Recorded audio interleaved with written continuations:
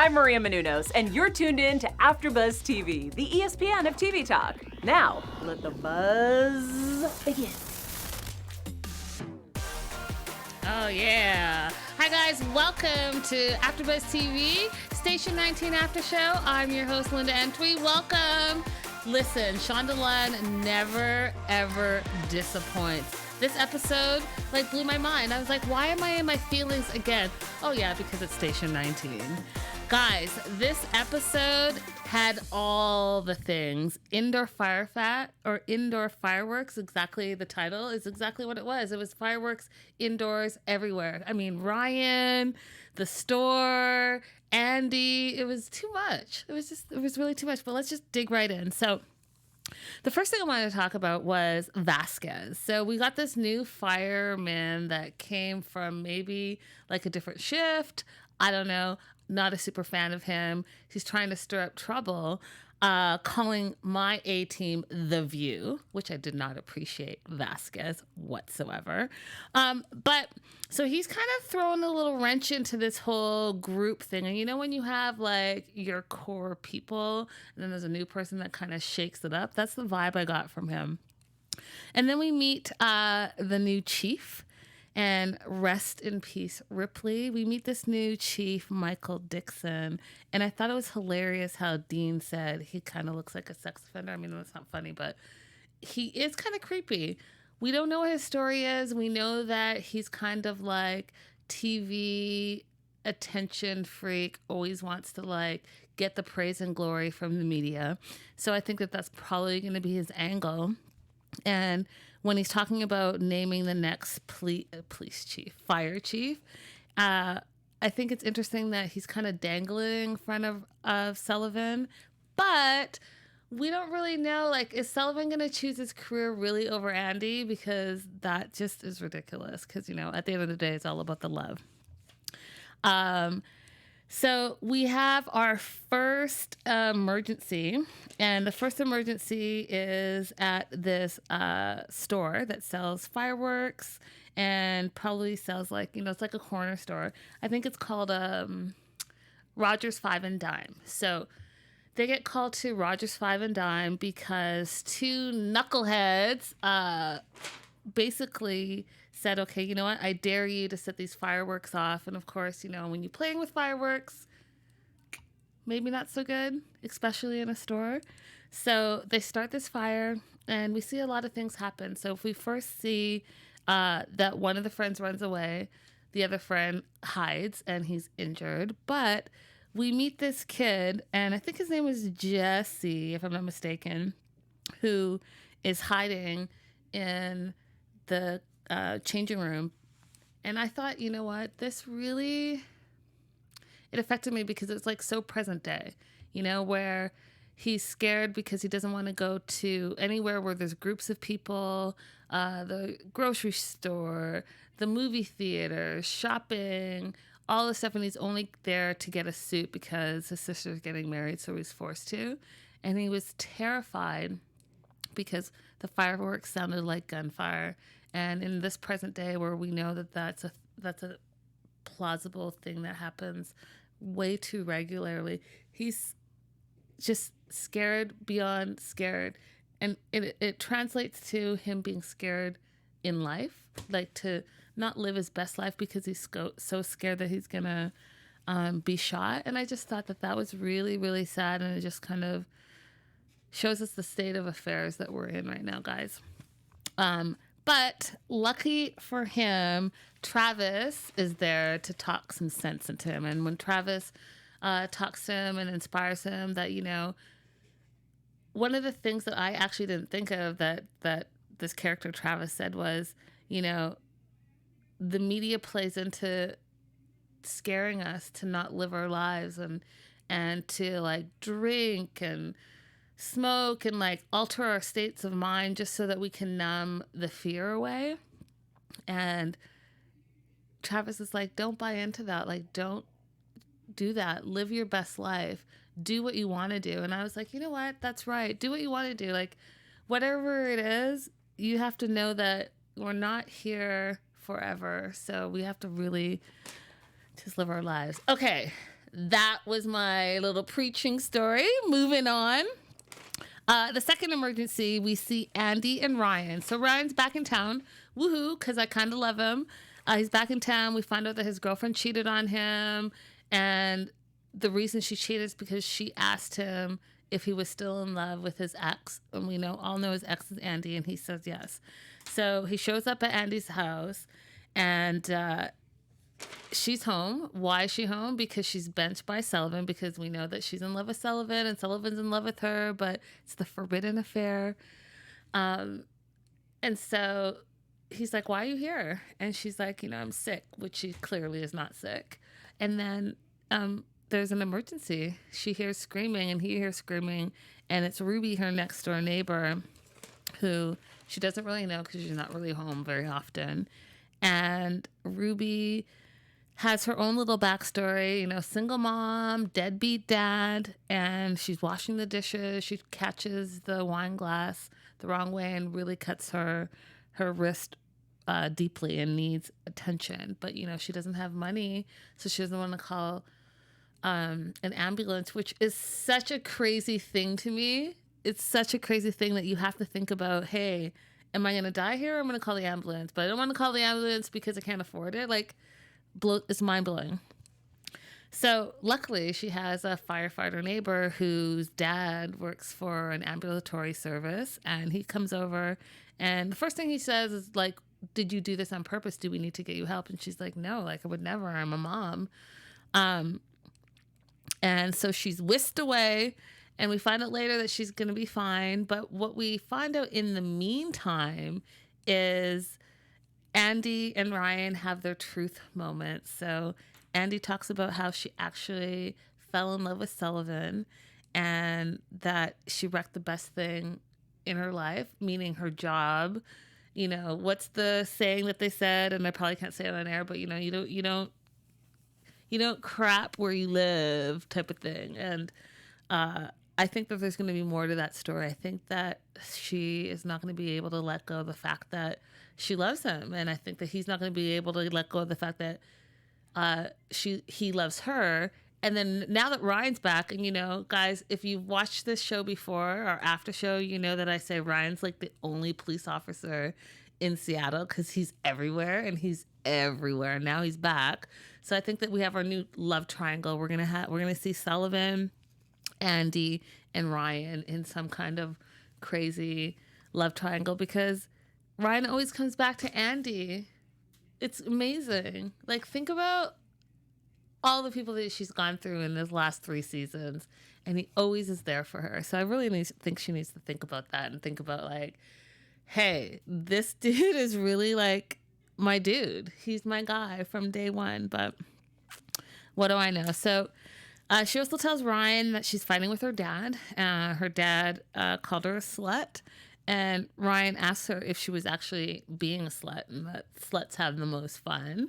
And I thought that was crazy but funny.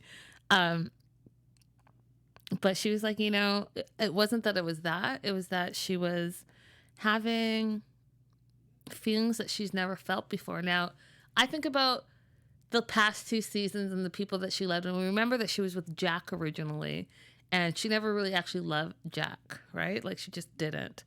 And I think about her feelings for Sullivan, and they seem genuine. I don't know. What do you guys think? Do you think that she's this is the one, or was Ryan her one? I don't know. She's just, I don't know. Love and war, guys. Love and war.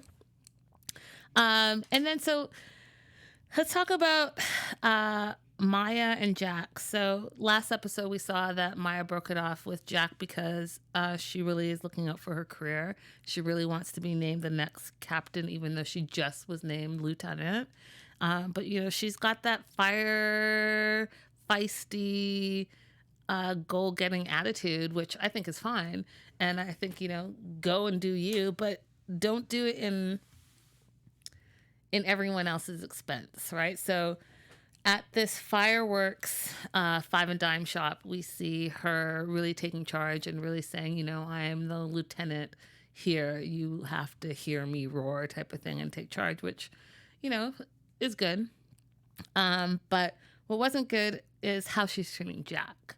And I think that when he talked about, we dated for months and she's like, no, we were just sleeping together. I was like, Maya, really? Like, you guys had those special moments. You guys remember last season when Jack was all messed up and she was like taking him to therapy and like really just being there for him, and they bonded over that. So why do you now turn around and say, oh, now that you bonded and you guys realize you have feelings for each other, oh, it was just sex? Stop it, Maya. Just stop it. It's ridiculous. But the fighting, yeah, it needs to stop because it's irritating. And Dean said it, Vic said it.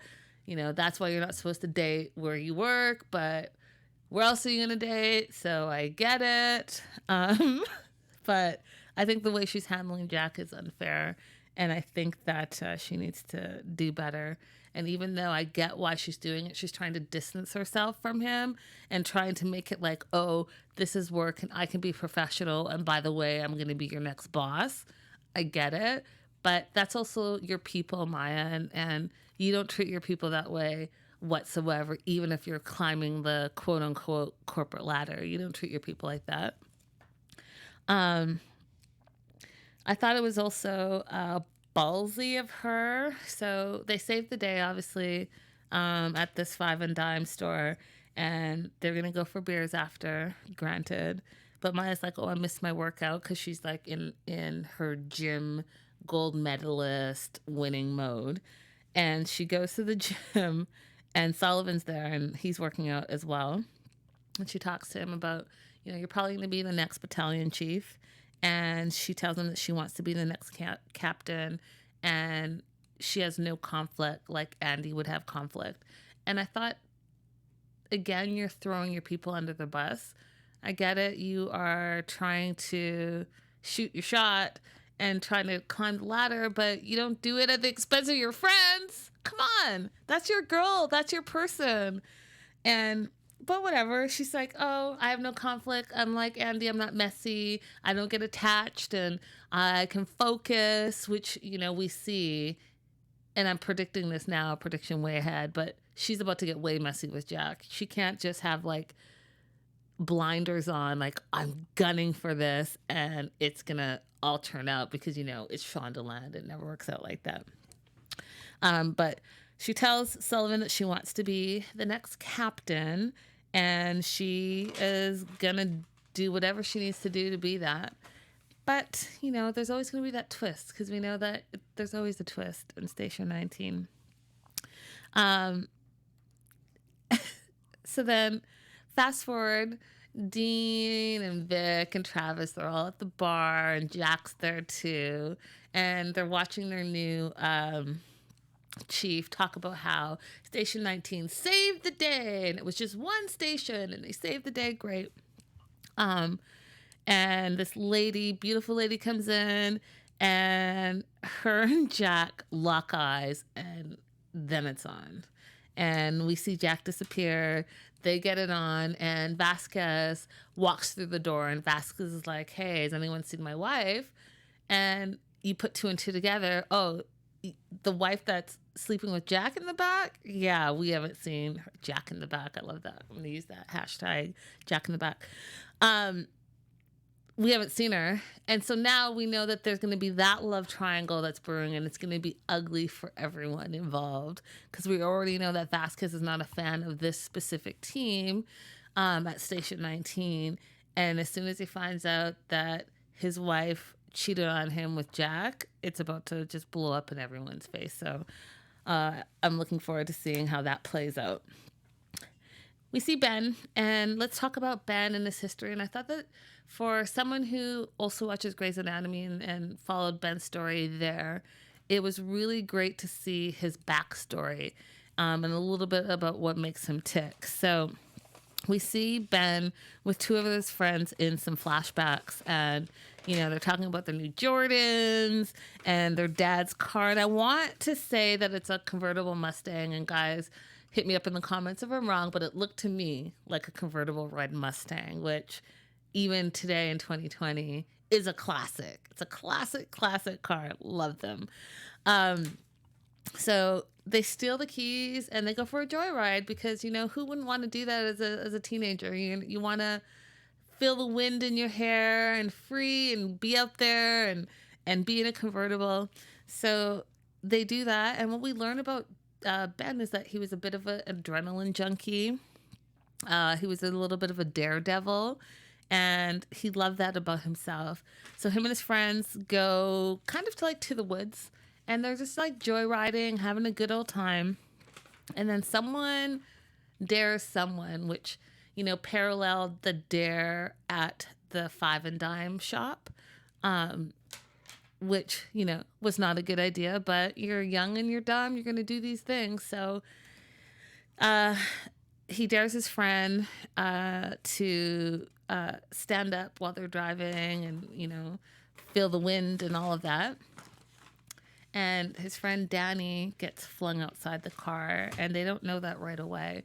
They think that the biggest problem is his other friend being cut and getting blood in the car. And we see Danny comatose, and his interaction with Danny's mother, Mrs. Monroe, and how she says, don't ever do this to your mother because, it's just such pain. We flash forward and we see Ben in the hospital, and I thought he was going to see the young kid that he had just rescued, but in fact, it was Danny, 20, 30 years, however longer later, still in a coma, and Ben had not seen him in some time since he was back in Gray's days when he was anesthesiologist.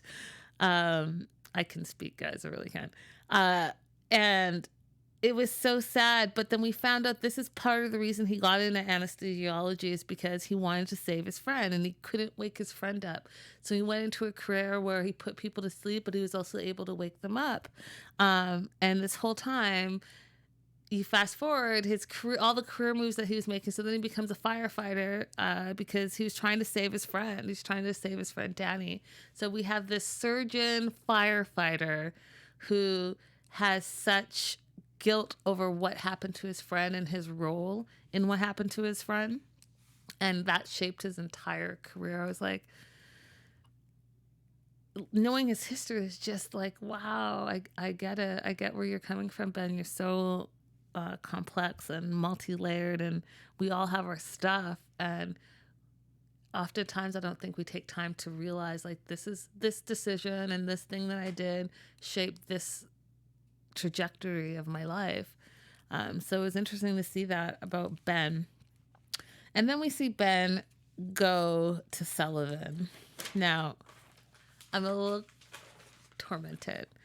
Ben wants to put together a physician's response team because he's a surgeon and a firefighter, and he thinks that this would impress Dixon, so that's what Sullivan would get out of it. So does that mean that he is changing careers again, or is he just enhancing his career? I don't know. It's a lot, but I know that it's gonna probably make sense. And I think that at the end of the day, you just really want to be happy in your life. And, Ben, I can't be mad at you, but you're going to have all the skills. You're going to be able to do everything like Superman. So then we jump ahead and we see Andy and Ryan still talking about, just the things that they've been going through since he was in San Diego. And throughout the show, we saw the whole cops and robbers situation playing out with Ruby's son and with Ryan. And then you see the son have a real gun. Now, I have all the opinions, but he has a real gun, doesn't know the dangers of it, and he thinks he's still playing, cops and robbers with Ryan, and he shoots the gun.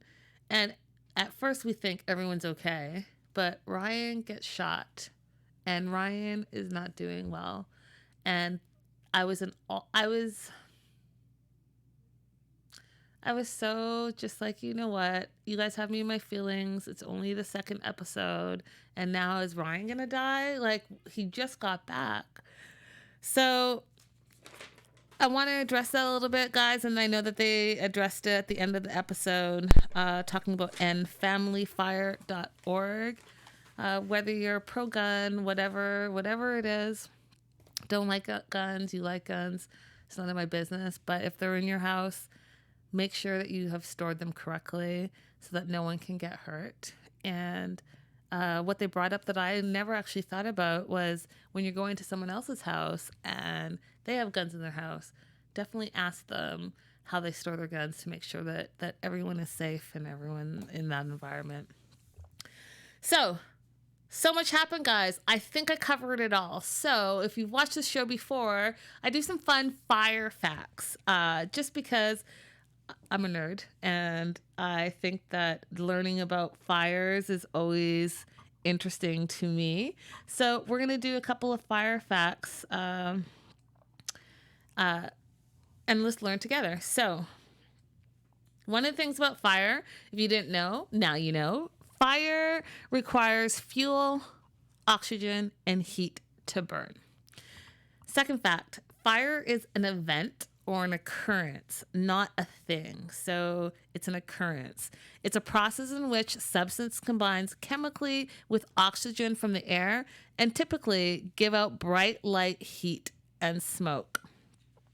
Earth, that we all are on right now, and you know, if you are thinking about going to the moon, because some people are, just know that Earth is the only known planet where fire can burn. Everywhere else, there's not enough oxygen. Fires can be stopped in 3 different ways. You either remove the fuel source, you remove the oxygen by smothering the fire, or you remove the heat by absorbing it with water. 3 ways: fuel, oxygen, heat.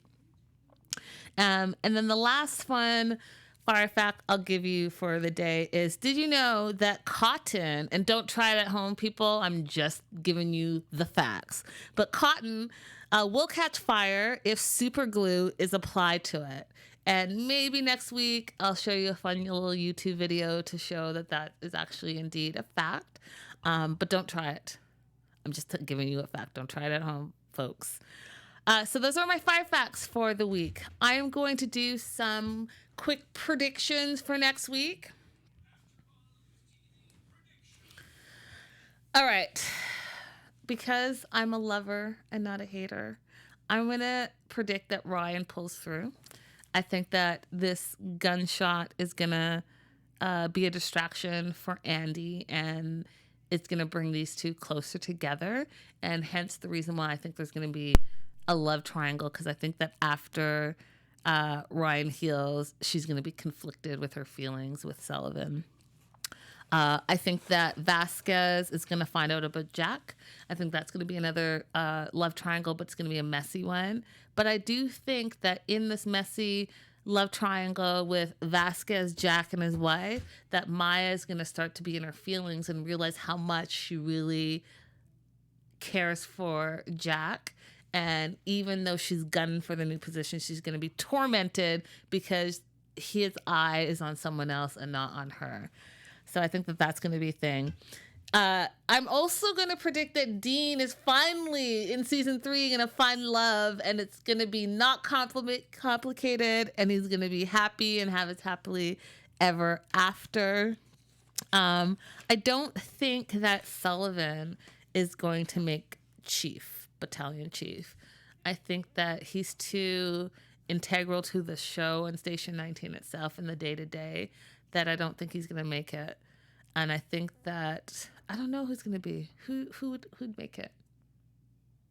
I don't know. I'm going to get back to you on that. But those are my predictions, guys.